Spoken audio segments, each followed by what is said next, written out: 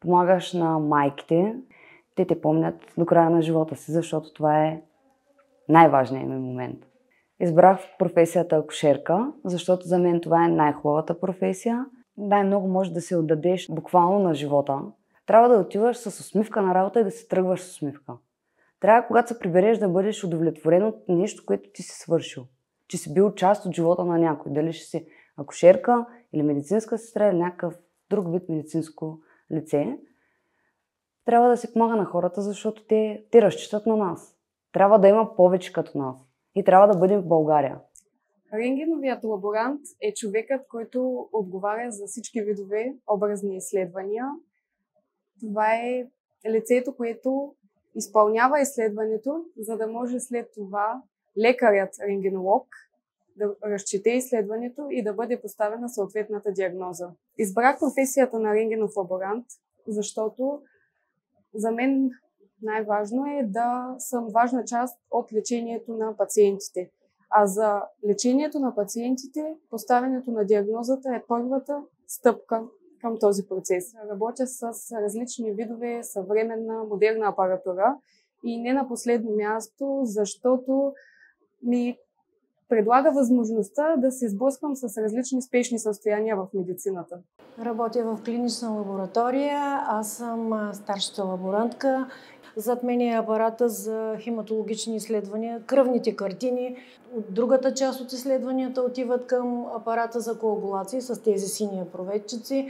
Бързо стават нещата с нова информационна система. Всеки резултат от апарата отива направо в компютъра. Може веднага да има достъп.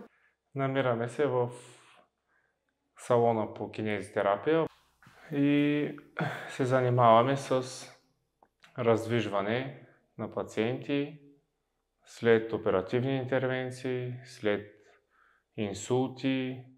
Работата ми е свързана с движение най-вече. Тоест, кинезитерапия идва от лечение чрез движение. Първата среща на пациента е с медицинската сестра. Сестрата е очите на доктора. Сестрата е връзката на доктора с пациента. Аз съм работила в хирургия 13 години. В момента съм в урология, друго оперативно отделение, което също много дава. Виждаш, докторите ти показват, докторите много разчитат на медицинската сестра. Един доктор не може без медицинска сестра. Завърших 91-а и една година стоях без работа, защото тогава имаше много голям брой медицински сестри, а имаше малко работни места за тях. Впоследствие, след една година започнах в тази болница, като 4 години работих в кардиологично отделение, но докато учих в медицинското училище, винаги съм искала да бъда операционна сестра, защото това за мен беше интересно, предизвикателно.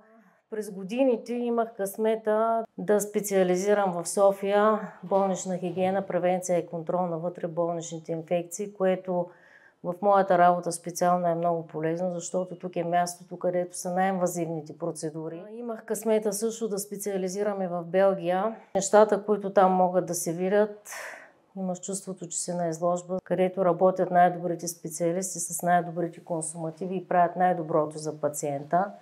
На младите момичета и момчета, които биха избрали тази професия, бих искала да кажа, че вече има възможност да се развиват в тази насока и да им кажа, че добър професионалист се става само с добър ум и с добро сърце.